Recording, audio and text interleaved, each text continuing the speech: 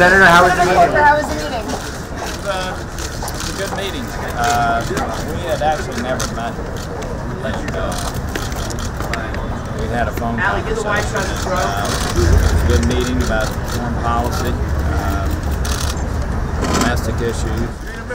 Did you have the Taco Bowl for lunch? What's that? Did you have the Taco Bowl? I did not.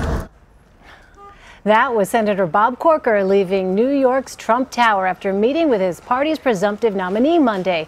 We know he did not eat a taco bowl, but he gave a less definitive answer when asked about the prospect of being Donald Trump's running mate.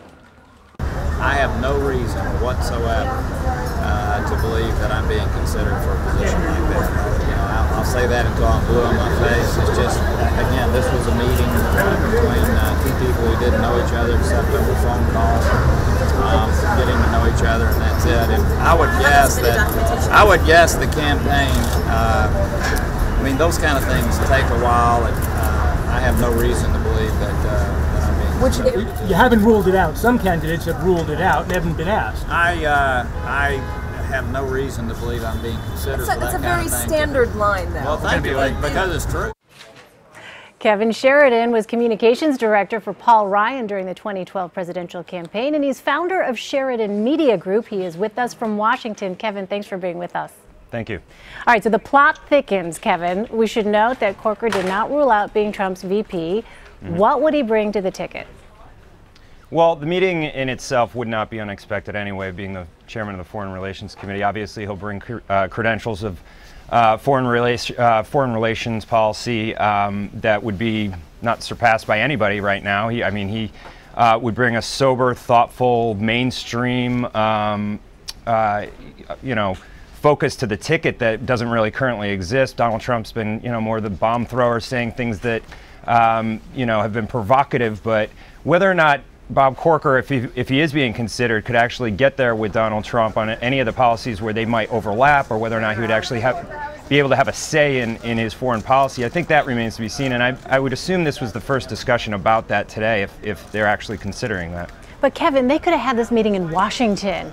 I mean, what do you make of the fact, what are we to make of the fact about the optics of this, him coming to New York City, going to Trump Tower to meet with Donald Trump? I know you've come out. Yeah, I was a bit surprised by that too. I think, look, he's the presumptive nominee now, and it's people meeting him on his turf.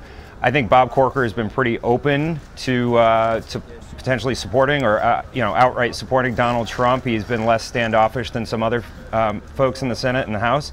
But look, we'll have to see how actually those conversations are going. We know he's doing this outreach to the Hill. We know he's talking to smart people right now.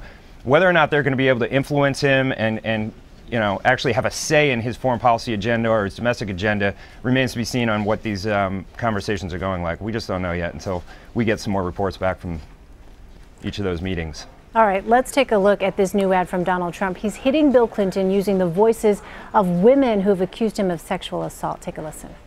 I was very nervous. No woman should be subjected to it. It was an assault. He starts to bite on my top lip, and I try to pull away from him.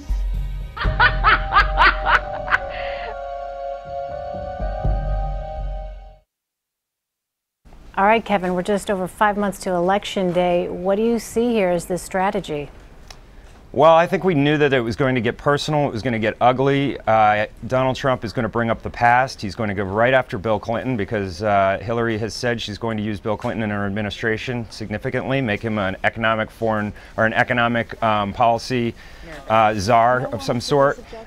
So he's going to bring up all these issues, these personal issues that haven't been talked about in a long time. That the conventional wisdom was that anytime these are discussed, they actually help the Clintons. That Hillary looks like a victim and somehow, benefits politically from it.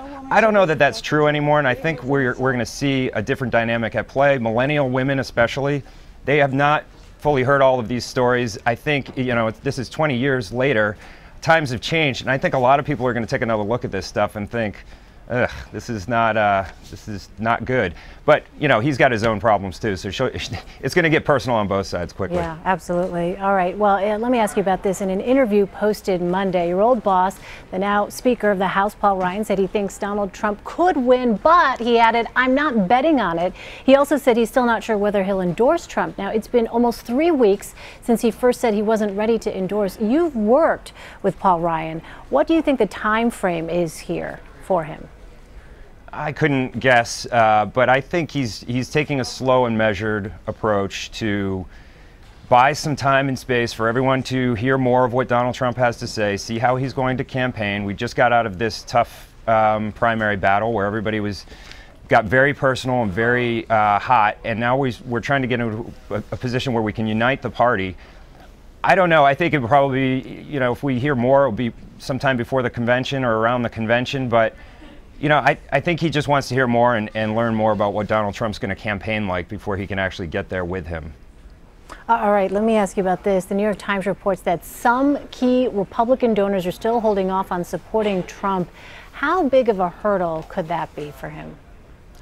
Well, I think a lot of these folks think if Donald Trump's got $10 billion, what do they need to write him a check for? So, you know, some of it's that, you know, other billionaires just see this as like, you know, kind of unnecessary, but at the same time, I think they also have the same questions that a lot of the Republican Party has with Donald Trump, and that's why, you know, it's been coming together in recent days. You know, it's probably at 80-something% now of Republicans supporting him, but I think a lot of the donor class is still not there with him. They're still suspect of how he's going to campaign and whether or not he's ultimately going to be good for the party. So it'll take some time probably before those folks all come on board, and some will never actually. They'll just sit it out or they'll give to somebody else.